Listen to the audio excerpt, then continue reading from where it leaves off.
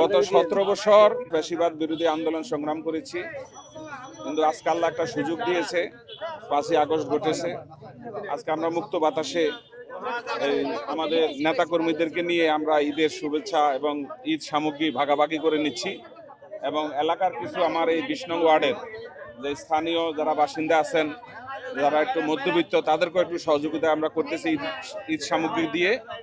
আর তাছাড়া আপনারা জানেন আজকে 17ই মার্চ, এই দিনে কিন্তু আমরা ঢাকা শহরে কি দেখতাম যে প্রতিটা পাড়া মহল্লায় বিকাশ পেমেন্টে 10,000 টাকার বেশি অফার।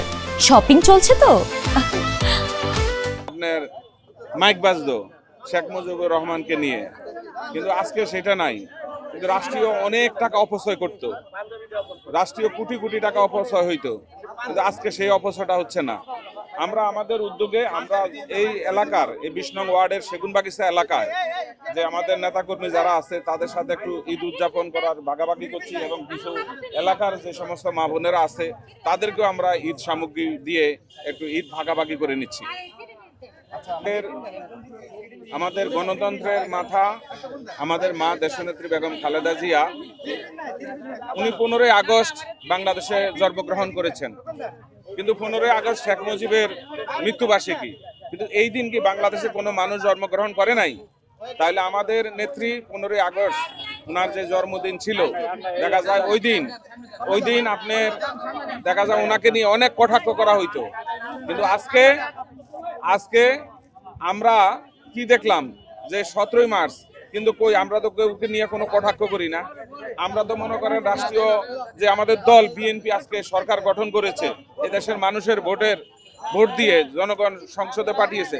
দেখছেন যে আমাদের নেতা মাননীয় প্রধানমন্ত্রী তারেক রহমান যে বিশাল গাড়ি বহর ছিল, কিন্তু সেটাকে উনি কাটিয়ে মাত্র 4টা প্রটোকল নিয়ে তিনি ঘুরেন। তিনি কিন্তু বাংলাদেশের ইতিহাসে এমন একটা জিনিস জন্ম দিয়েছেন যে ট্রাফিক সিগন্যালে রাষ্ট্রপ্রধান বসে থাকেন, কিন্তু তিনি কিন্তু ট্রাফিক সিগন্যাল মেনে তিনি কিন্তু আপনার রাস্তাঘাট পার হচ্ছেন, কিন্তু এইটা অন্য কোনো বাংলাদেশের রাষ্ট্রপতি করতে পারেন নাই।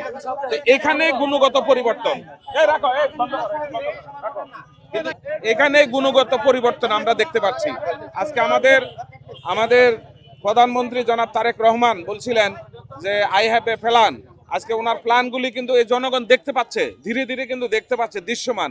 যে আপনার ভোটের যে আমরা ভোট দিয়ে আসছি, দেখেন যে আমরা যে ভোট দিয়েছি ভোটার কালি কিন্তু শুকায় নাই। তিনি খাল কাটন কর্মসূচি আপনার উদ্বোধন করেছেন গতকালকে, তারপরে ফ্যামিলি কার্ড দিয়েছেন। হ্যাঁ, আমাদের এই যে কৃষক কার্ড, আমাদের মাননীয় প্রধানমন্ত্রী কিছুদিন আগে বলছেন যে ফ্যামিলি কার্ড অলরেডি 37,000 প্লাস ফ্যামিলির কাছে পৌঁছানো হয়েছে, উদ্বোধন করা হয়েছে, এবং কৃষক কার্ড দিবে, কৃষকরা উপকৃত পাবে। এইভাবে সবকিছু নিয়ে আমরা চাচ্ছি যে একটা মানবিক রাষ্ট্র বাংলাদেশ গড়বে আমাদের বিএনপি সরকার জনাব তারেক রহমান। আজকে তারই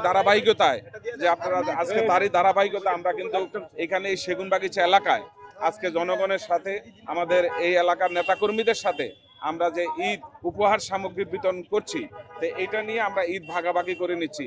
এই জন্য আমরা এই এলাকার মানুষের এবং দোয়া এবং সমর্থন আমরা চাই।